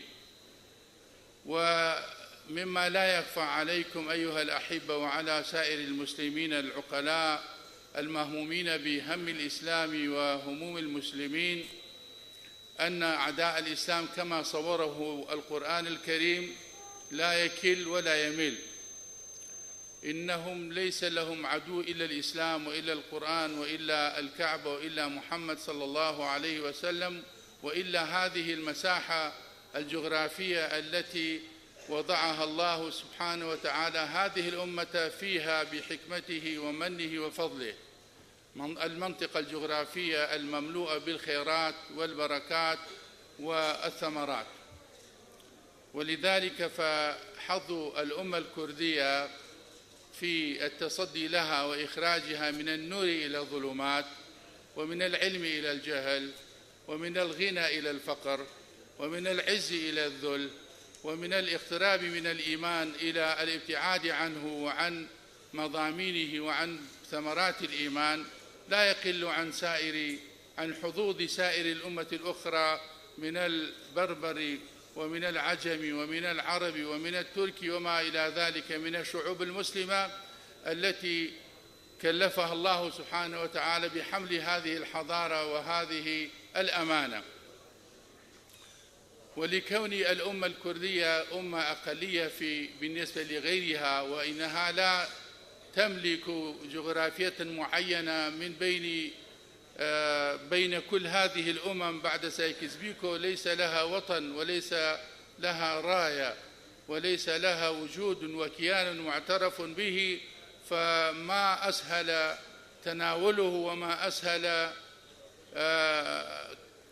أن يؤكل وأن يؤذى وأن يحارب بكل وسيلة ممكنة. ومن تلك الوسائل هذه العلمانية التي جمعت كل النجاسات وكل الأرجاس وكل التحديات من النظام الدولي الجديد ومن الرأسمالية الليبرالية ومن الاشتراكية والسوشيال ديمقراط وفروعها، إلى أن وصلنا إلى ما يطلق عليه زورا وبهتانا العلمانية أو العلمانية نسبة إلى العالمية أو إلى العلم. وهذا بريء، هذا المشروع الذي نراه ونذوق مرارته بعيد كل البعد عن العلم وعن العالمية، ومع ذلك سمي علمانية أو علمانية. المهم حظ شعبنا الكردي من علمنته حظ وافر، كما كان حظه كثيرا ووافرا في مشاركته الأمم الأخرى المسلمة في بناء هذه الحضارة الراقية العالية. أيها العلماء الكرام، أيها الأساتذة المحترمون، آخر ما أبدعته الصليبية الصهيونية والكسروية والقيصرية العالمية هذه العلمانية، ومعناها واضح لدى حضراتكم أنها ليس فصل الدين عن السياسة، وإنما هي فصل الدين عن الحياة وعن الأحياء وعن كل مجالات الحياة بحذافيرها. وهذا ما يمارس، هذا ما نلمسه ونراه بأم أعيننا هنا وهناك. ولكون الشعب الكردي يعني يمر بمحن وبامتحانات قاسية كما أشرنا إلى بعضها، فما أسهل أن يتناول وأن يكون طعما لذيذا لهؤلاء المستعمرين والقوى العالمية التي تسمي نفسها القوى الكبرى، أصحاب الفيتو، أصحاب سايكس بيكو. فحقيقة هناك أساليب كثيرة جدا لصد هذه الأمة عن سبيل الله ولصرفها عن حضارتها ومجدها وعما كانت عليه من الأخوة الإسلامية والإيمانية مع سائر الشعوب المسلمة، فصنعوا لها هم قضايا عديدة ليس لها فيها ناقة ولا جمل. فأصحاب القضايا العادلة، الشعوب التي تشعر دائما بالمظلومية وبأنها قد هضم حقوقها، أسهل ما يكون غزوها وصرفها عن دينها وإشغالها بما لا يعني من الأمور الهامشية. ولأن هذه الأمة لها قضية عادلة، ومع كون هذه القضية عادلة فجميع محاميها في زماننا محامون فاشلون بل مدعون، بل مع الأسف هم الذين اختطفوا هذه القضية العادلة من أصحابها الحقيقيين من العلماء والمشايخ والقضاة. الآن القضية الكردية العادلة وقعت في أيدي سراق وأيدي ملحدين وأيدي زنادقة وأيدي أناس لا يرحمون مخلوقا ولا يستحيون من خالق، ولا يرحمون مخلوقا ولا يؤمنون بخالق ولا بفضيلة ولا بمكرمة ولا بجمال ولا بهما. سلط عليهم أناس من طراز خاص، أناس يعني يمثلون المستعمر أكثر مما هو كان يفعله وأحسن مما كان هو يتمناه. ولذلك تنشر فيه العلمانية بجميع صورها وأشكالها بكل سهولة وبكل يسر. وهناك أسباب كثيرة بعضها خارجي وبعضها داخلي، فدعنا عن الأسباب الخارجية وهي معروفة لدى المعظم، ولكن الأسباب الداخلية بعضها يعود إلينا ويجب علينا معرفتها وحل ما يمكن منها النظام التعليمي الذي يمارس من خلال 100 سنة في المدارس الشرعية وفي المساجد وفي خطابنا الديني الإسلامي في المنابر والمساجد والحجر وخطابنا الإسلامي بشكل عام. فهذا الخطاب فيه ما فيه يعني من الخير ومن القوة ومن العزة ومن الجمال ومن الكمال النابع كل ذلك من هذا الدين ومن هذا الإسلام، ولكن مع ذلك لا يصل إلى مستوى هذه التحديات وهذه السموم وهذه السهام المسمومة التي توجه إلى مقتل الإسلام والمسلمين وإلى مقتل أهل العلم. وفي مقدمة هذه الأسباب خطابنا الديني خطاب ليس بالمستوى المطلوب.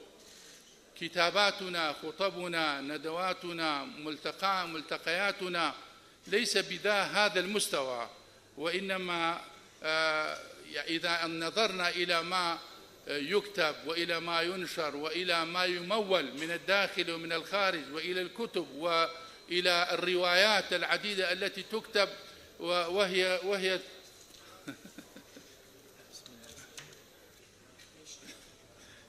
أخيرا وصل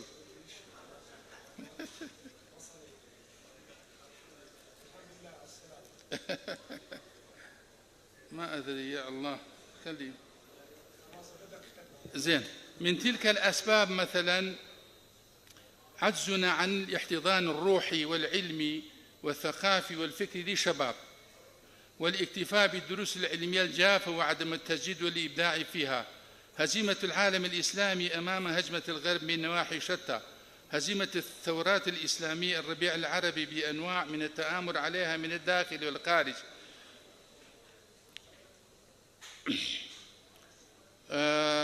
صناعة الجماعات المتطرفة وإبرازها كأنها الناطق بالإسلام وكأنها الإسلام الحقيقي، نشر القنوات الإباحية وفتح أبوابها للوصول إليها بكل سهولة، تشتت الخطاب الديني والفرقة والعداوة بين المسلمين، إهمال الآباء والأمهات تربية أولادهم وتعليمهم أمور دينهم، إهمال المعلمين والأساتذة تربية طلابهم وتعليمهم أمور دينهم في المدارس والجامعات، فقدان النموذج المثالي العالي وغياب الأسرة الرسالية الرشيدة، السياسة المسلطة والذليلة التي ينشأ عنها سياسات تعليمية مادية وفاشلة.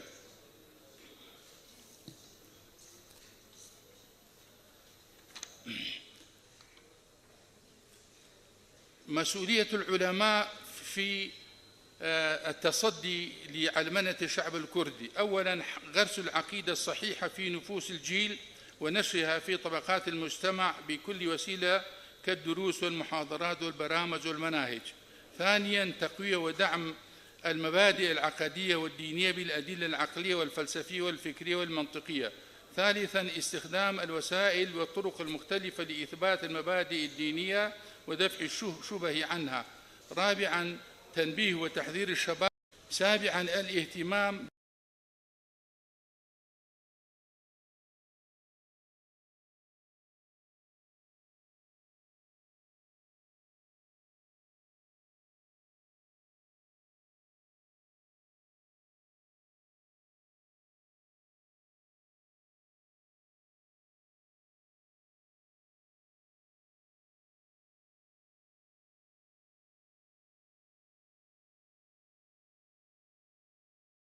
العلوم، تأليف الكتب العلمية والفكرية في هذا الموضوع وإعداد أناس مختصين في هذا المجال.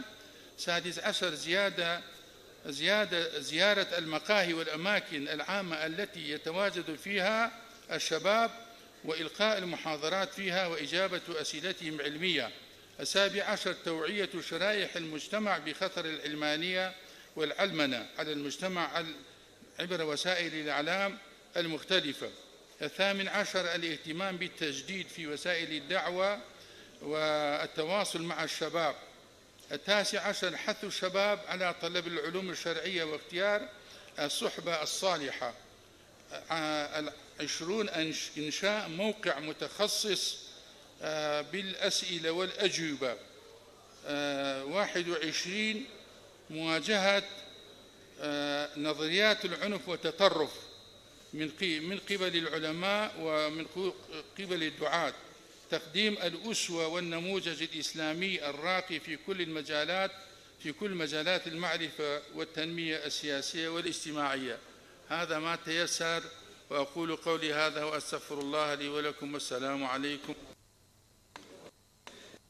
جزاك الله خيرا. شكرا جزيلا للأستاذنا الفاضل على كلمته القيمة. طبعا هناك فرق واضح حينما أمليت علينا أستاذنا الفاضل من ذاكرتك ما شاء الله عليك، وعلى الأوراق هناك بون شاسع جدا. نستطيع أن نلخص ما قاله الأستاذ أن هناك محاولة جادة لنزع الهوية الإسلامية عن الكرد تحت مسميات عدة، وهذه المحاولات لم تنحصر في موضوع واحد، بل هناك جهود مبذولة في جميع المجالات، خاصة مجال الأدب. من يطالع ترجمة كتاب شرفنامة لملا إدريس البدليسي، وكذلك ترجمة مموزين لأحمد الخاني، يرى مدى حقد هؤلاء المترجمين لنزع السمات الإسلامية عن جهود هؤلاء الجهابذة.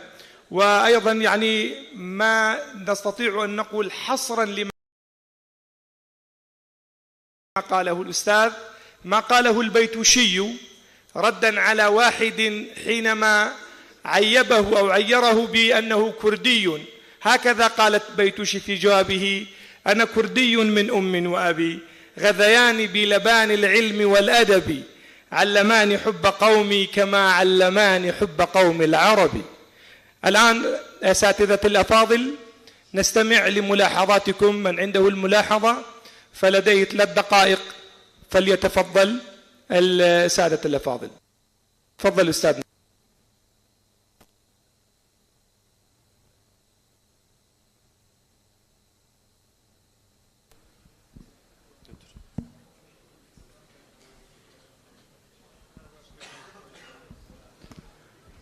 بسم الله الرحمن الرحيم.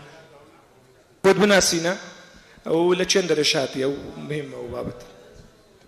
عنتر عيسى عبد الله لا قضاء أوكر سر لمحافظة دوك. بسم الله الرحمن الرحيم.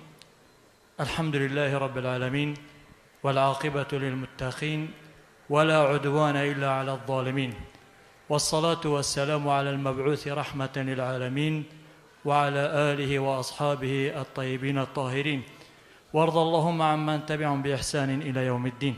أما بعد، مامۆستای بەڕێز، طبعا دەست پێکێ دەست خوشیێل اتحاد علما و مدارسێتی ئیسلامی دکەین و سەرکەوێ مامۆستا مەلا ئەنوەری کە هەموو ساڵێ ئەوێ زەحمەتێت کێشن و ئەوێ ملتەقایە پێکتینن. رب العالمین ئینشاءالله بکەتە نۆف میزانە حەسەناتێت وادا و ببیتە جهێ مفایە بۆ ئومەتە ئیسلامی بگشتی و نەتەوێ کورد بتایبەتی. بەڵێ مامۆستا هەموو gelek terkîz kirer ser dewrê ulema û fadlê ilmî.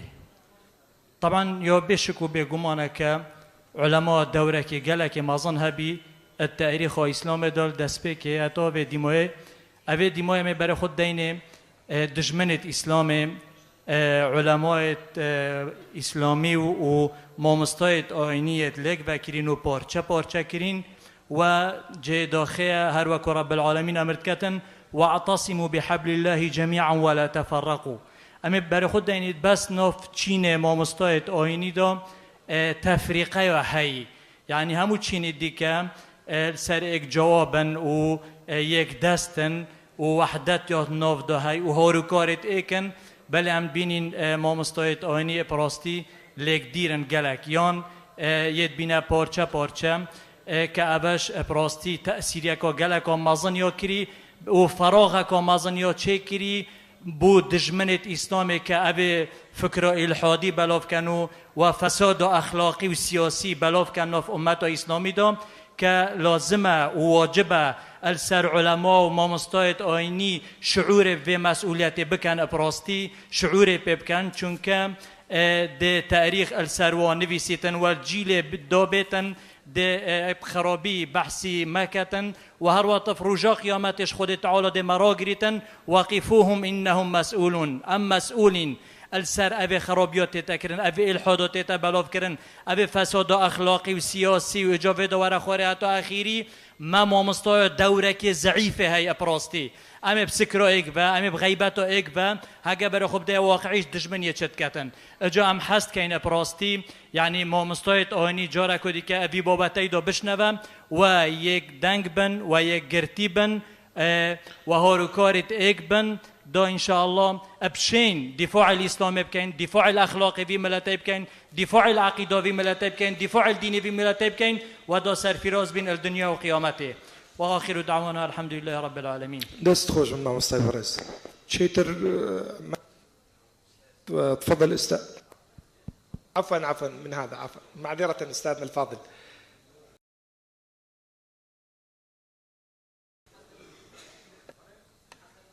فرمو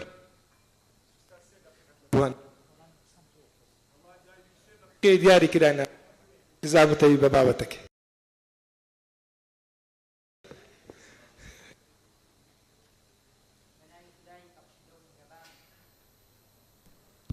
بناي خداي بخشنده ومهربان من نسر رناكبير رومانوس عمر ميراو دليم لا كردستاني عراق لا سليمانية ولا شاري الرانية وهاتم ليرة من أو قصاني كهو ما مصطفى سرطة من زور سباسي برئيس عرفان عبد العزيز كم رابري كشيب سنو إسلامي كمني دعوة كيرو أبي ديارة يشتي زاناج أجان دعوة كيرو كاتا من بدو هنجاو دعوة كرام كمن نيريس حزبك نيم سربخوم وسربخو كارلا فكري إسلامي وآريشو کێشەکانی دینای ئیسلام دەکەم وە لە نووسین و لە چاوپێکەوتنەکانم دا ئەو بابەتە باس کراوە. ئەمڕۆ زۆر باس لە ڕۆڵی زانایان کرا بەڵام بە درێژایی مێژووی ئیسلام هەموو ئاینەکان بە ئاینی ئیسلام مەسیحیەت و ئاینی یەهودی کێشەوگرفتێکیان هەبووە کە ئەوش پەیوەندی نێوان وەحی و عەقڵ بووە کە بە درێژایی مێژووی هەرسێک ئاینەکە ئەوە کێشەوگرفتی زۆر لە جیهانی ئیسلامیدا دروست کردەوە لە سەردەمی ئیبن عەرەبی لە سەردەمی ئەیلانی دیمەشقی لە سەردەمی مەلا سەدرای ئێرانی و تا لەگاتە سەردەمی ئێرە کە کۆمەڵێک مفەکری هەن لەبێ نێو زانانە کێشەوگرفتە بووە. بێگومان سەیرەکەن لە خۆرئاوا یەکێکی وەکو سپی و نیزا دەرکرا جوولەکان دەریان کرد لە بۆری قسە لە سەردەقی تەورات کرد و هەروەها لە مەسیحەکانیش زۆر لە کالڤین و مارتن لۆتەر و ئەوانە دژاتیان کرد لە جیهانی ئیسلامی ئێمەشدا ئەوە تاکو ئێستا بەردەوامە زۆر بەداخەوە ئەو ڕۆژ جەنابی نوێنەری تالیبان کە لێرە بۆ باسی لە بابەت تالیبان کرد نەکرد لە ئەفغانستان لە زۆر لە وڵاتانی ئیسلامیدا ئەو کێشە و گرفتە هەیە بۆ نمونی ڕۆمانوسێکی وەکو خالید حوسێنی حەقیق ڕەحیمی کە دوو ڕۆمانوسی گەورەی ئەفغانین لە ئەفغانستان ناتوانن بژین زۆر بەداخەوە خۆر ئاوا باوەش بۆ ئەو کەسانە بگرێتەوە کە فکرێکی جیاوازیان هەیە من دیارە شانازی بۆ دەکەم خزمەتێکی زۆرم لە بواری حرەکەی ئیسلامیدا کردووە لە بزنووی ئیسلامیدا کردووە بەڵام گەیشتمە و قەناعەتە ئەو بڕوای کە تەنها وەعز و ئامۆژگاری و ئەو هەست و سۆز جوڵانەی لە جیهانی ئیسلامیدا و لە دنیای ئیسلامیدا بەردەوامە هەموو لایەنێکی ئیسلامی محەممەد گۆن نووسەری گەورەی ئیسلامیە فەڕەنسیە بەڵام بە ئەسڵ جەزائیریە دیارە لەو زانانە و ئەو برانی کە فکر دەخوێنەوە فەلسفە دەخوێنەوە لەگەڵ محەممەد ئەرگۆندا کۆوەک نین پێیان وایە خزمەت بە شارستانەتی خۆر ئاوا دەکات بەڵام محەممەد ئەرگۆن پێی وایە ڕابوونی ئیسلامی و ئەو بزوتنەوەی ئیسلامیان نەکە زیندوو بوونەوە لایەنێکی گرنگ لە جیهانی ئیسلامیدا هەبوو زیندیان نەکردەوەیش لایەنە هیومانیستێکە بوو هیومانیستەکە کە خۆر ئاوا شانازی پێوە دەکات بێگومان دەبوو ئێمە ئەوە بکەین بەڵام بەداخەوە نووسەرێکی وەکو جۆرج تەڕافشی کتێبێکی هەیە باس لە نانی هۆمیانیزم واتە مرۆڤ دۆستی دەکات لە جیهانی ئیسلامدا بۆچی جیهانی ئیسلام کە خۆشبەختی و بەختەوەری و مرۆڤ دۆستی بۆ ئینسان هێناوە کە تەماشای ژیانی پێغەمبەرەکەمان دەکەین دوردی خوای لەسەر بێ سەیری قورئانەکەمان دەکەین کە باس لە پێکەوە ژیان دەکات بەڵام زۆر بەداخەوە جیهانی ئیسلامی بە پێچەوانەوەیە بۆچی زۆر تەڕابێشی کە مەسیحیە کتێب لەسەرەوەی بنووسە کە لە جیهانی ئیسلامی بێگومان زۆر تەڕابێشی بە پاڵنەرێکی ئەوەی کە لە شەرقدا دەژی یان بێگومانێکی وەکو ئێدوار سعید کە نووسەرێکی گەورەیە باس لە خۆر ئاوا دەکات کە چۆن دژایەتی ئێمە دەکات لە ڕوانگەیەکی فکری و فەلسەفی و نەک لە ڕێگەی جوڵاندنی هەست و سۆز ئێمە قسە بە جوولەکە و بە مەسیحەت بڵێن ئێمە شارستانێکمان هەیە لە سەدەی یەکەم و دووەم و سێم و چوارەمی کۆچیدا خۆر ئاوا و جیهان شانازی پێوە دەکرد ئێستاش دەبێت شانازی پێوە بکە بەڵام زۆر بەداخەوە تووشی جۆرێک لە پاشەکشە بووین ئەم پاشەکشەیە وای کرد کە یەکێکی وەکو سعید نەدەوی کتێبێک چاپ بکە بە ناوی ماذا خسر العالم من حطام المسلمين ئێمە لە پاشەکشەداین لە بواری فکر و فەلسەفەدا بەداخەوە ئێستا ئێمە تەنها ئەو لانەی وەعز و ئامۆژگاری و کۆمەڵێک بەرهەمهێنانی واعظ بە تەنها چارەسەری کێشەی جیهانی ئیسلامی ناکە بۆیە ئێمە داوا لێبوردن دەکەم ئەگە یەک نمونە بێنمەوە کاتەکە تەواو بوو هەندێک نمونەم پێویست بوو کە بیهێنمە بۆ ئەو زانانە بەهەرحاڵ زۆر سوپاس داوا لێبوردن دەست خۆش مامۆستای بەڕێز مامۆستا تفضل شيخنا الفاضل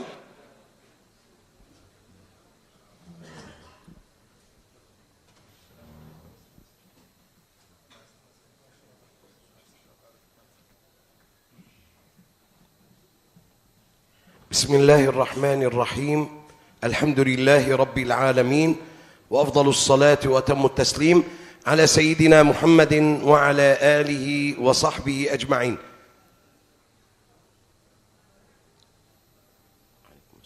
الشيخ عنده سفر معذرة. نعم ليس مشكلة.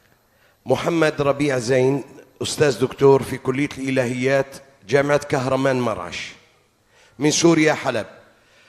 ما تفضل به الأساتذة في الجلسة الصباحية والجلسة الآن كلام ومكانة وفي تفرقها ضعف ومهانة ومذلة، لكن تنقضي هذه المؤتمرات وينتهي مفعولها.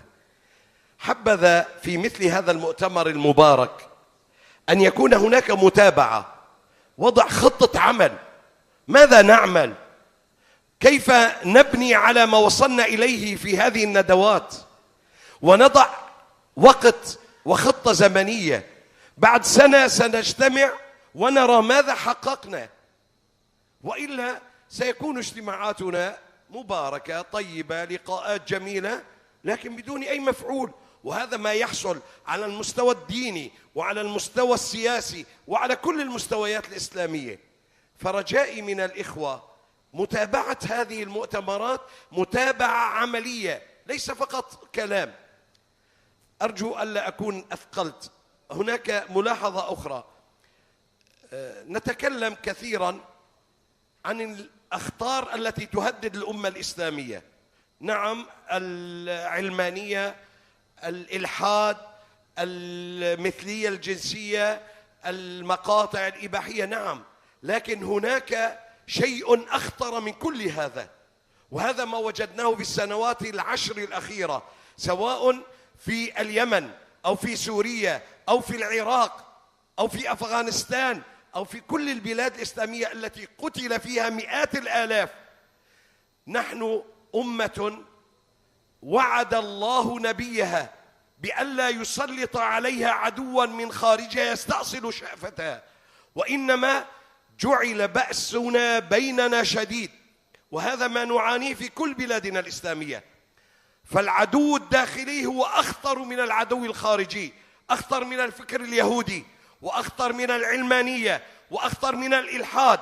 العدو الداخلي هو يتمثل في شيئين اثنين، وكلا الشيئين هما بدعة في هذه الأمة لم يسبق أن كان لها مثيل. الصحابة رضي الله عنهم بعد زمن رسول الله صلى الله عليه وسلم اختلفوا فيما بينهم، ووصل الخلاف لحد القتال، لكن لم يكفروا بعضهم.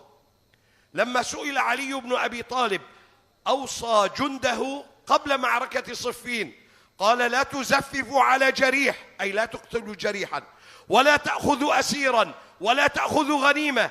قالوا: لما يا أمير المؤمنين؟ قال: هذا نفعله مع الكفار. قالوا: إذن من هؤلاء؟ قال: إخواننا بغوا علينا. وصفهم بالأخوة، وهذا قول الله تعالى: وإن طائفتان من المؤمنين اقتتلوا فأصلحوا بينهما، فوصف الطائفتين بالإيمان. وأما الفكر الذي هو أخطر علينا، كل فكر يكفر المسلمين، سواء كان من جهة الروافضة الذين يكفرون من خالفهم، أو الفكر التكفيري السلفي، فهؤلاء هذان الأمران أخطر على الأمة الإسلامية من كل الأخطار التي ذكرها ساداتنا العلماء. جزاكم الله خيرا. نرجو أن ننتبه إلى هذا الخطر الداخلي. شكرا جزيلا لأستاذنا الفاضل. نفس ما تفضلت به أشار إليه أخونا باللغة الكردية، يقول: هذه المؤتمرات لا يسمن ولا يغني من جوع، ولكن نحتاج إلى برامج وإلى تطبيق. إن شاء الله سيتابع الإخوة المشرفين على المؤتمر لبلورة هذه الأفكار في البيان الختامي، ثم المتابعة في السنوات القادمة حتى تكون شيئا ملموسا إن شاء الله في ميدان الواقع. من عنده الملاحظة؟ تفضل أستاذنا. مايك هنا.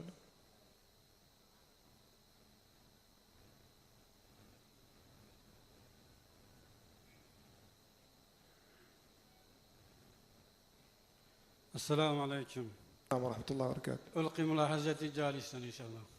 تفضل بس عرف بنفسك أستاذنا الفاضل. نعم، أنا اسمي محمد، أشترك الاجتماع من بنغور.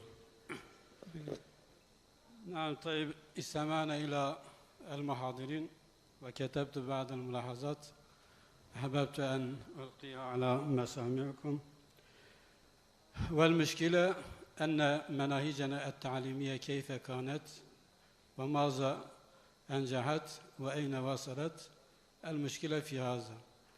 العلم والتعليم لا يكون بدون منهج صحيح. المناهج هو الذي ينتج العلم. والغرب كان يستعمل في علومه المنهج المنطقي الأرسطي الميتافيزيقي، والمسلمون من أول الأمر استعملوا الاستقراء واستعملوا التجربة، وأنشأوا العلوم الدينية والكونية والتبعية والإنسانية. والغرب أخذ عنا المناهج التعليمية وجعل إلى المشاريع العلمية والمعرفية، ولكن بعد صبغتها صبغة مادية وجدلية مادية، وصاغها شيوعيا ورأسماليا، ثم فرضها علينا كالمسلمين.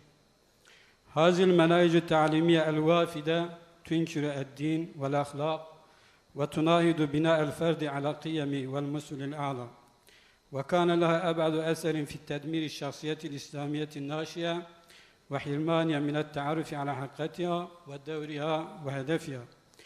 وأنشأ الغرب بها من بني جلدتنا موالين لها والمعجبين به، وأحكمت السيطرة على المناهج التعليمية التي قام بها النفوذ الغربي والأجنبي، وورثها حكومات وقيادات نشأ وآمن بالغرب وعجب به، وفصلت الدين أيضا عن الدولة، وخرجت أجيالا متميعة منهزمة تابعة للأهواء والشهوات، وأخذت العقيدة الإسلامية في المهلال بسرعة بين المتنورين الذين نشأوا على أسس غربية. فقد أدرك أعضاء الإسلام منذ عقود أن النظام التعليمي والتربوي له أثر الفعال في توجيه حاضر الشعوب الإسلامية ومستقبلها نحو المصير، ولذا أسلم النفوذ الغربي قيادة الثقافة والصحافة والتعليم في بلادنا إلى مجموعة من أهل ولاء للغرب، ولم تستطع الدول الإسلامية منذ أن استعادت استقلالها أن تحرر إرادتها في التماس أسلوب التربية الإسلامية، وقضت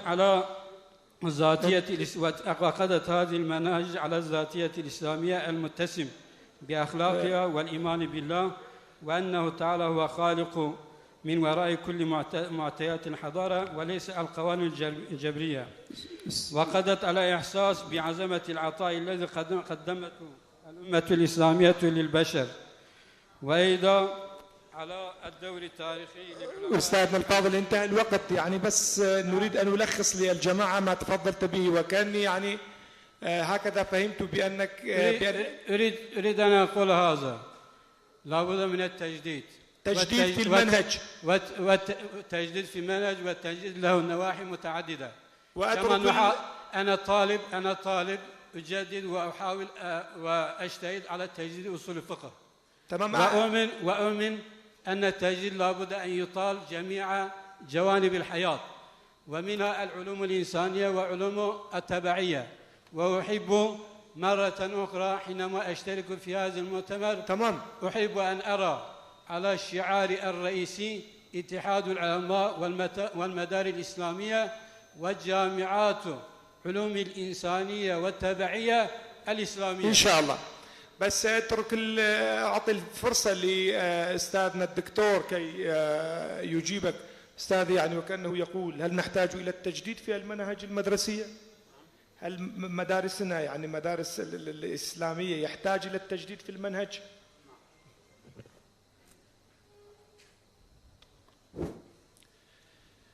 أعزائنا، نحن طبعا يعني حقيقة منذ سنوات يعني نريد أن نركز في أساس المدارس التقليدية على عادة العثمانيين تجديدا وتخطيطا جديدا إن شاء الله.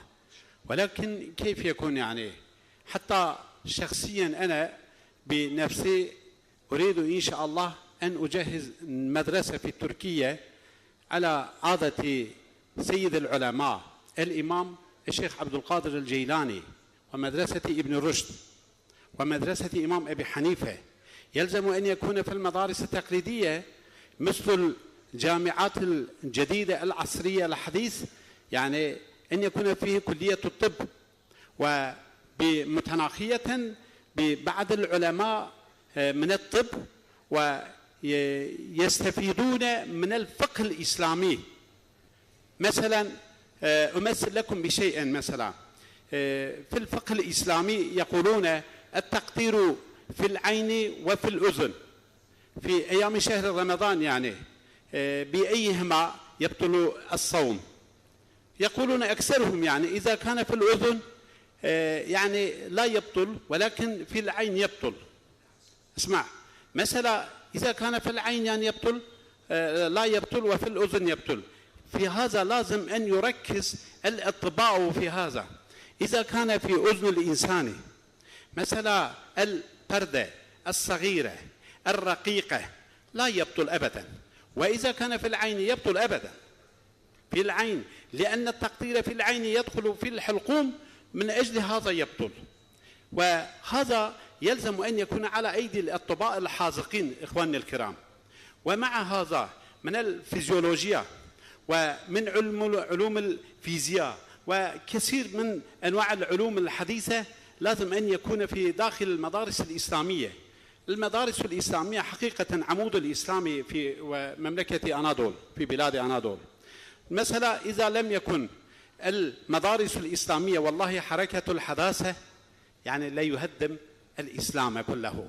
منكر الأحاديث وأحيانا يشتمون لصحابة رسول الله، وأحيانا يهجمون على سيدنا أبي هريرة رضي الله تعالى عنه، ويهجمون على مثلا الإمام الزهري، ويهجمون على المذاهب الإسلامية. في إسطنبول نحن نجد مثل هذا كثيرا. المدارس التقليدية يجب أن يكون متجددا، ويجب مع هذا يعني عند العلماء أن يذهبوا إلى أنقرة إلى رئيس الجمهورية طيب أردوغان، ويطلبون منه أن يدخلوا هذه المدارس الإسلامية التقليدية رسميا بشكل رسمي. نحن نرجو من العلماء والإخوان الكرام يعني أن يطلبوا مثل هذا من سيد الجمهورية طيب أردوغان، أن يركز يعني للمدارس التقليدية إن شاء الله تخطيطا جديدا لأجل أن يدخل المدارس يعني في شكل رسمي. جزاك الله خيرا. من هنا نأتي إلى ختام الجلسة اليوم، ونطلب من سماحتكم أن تسامحونا إذا يعني وجدتم أي خطأ أو أي تقصير تجاه جنابكم، والسلام عليكم ورحمة الله وبركاته.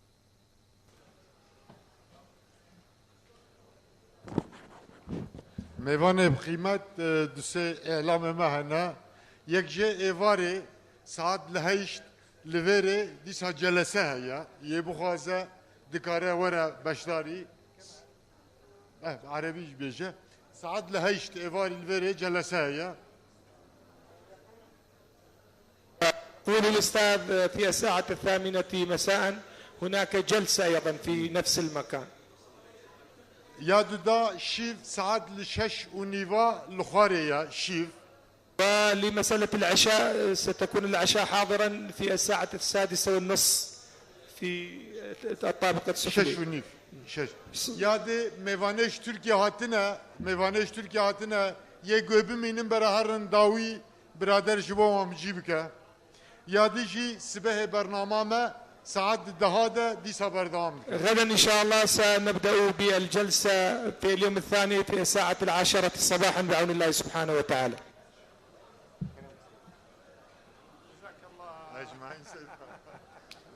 صحة خوش صحة خوش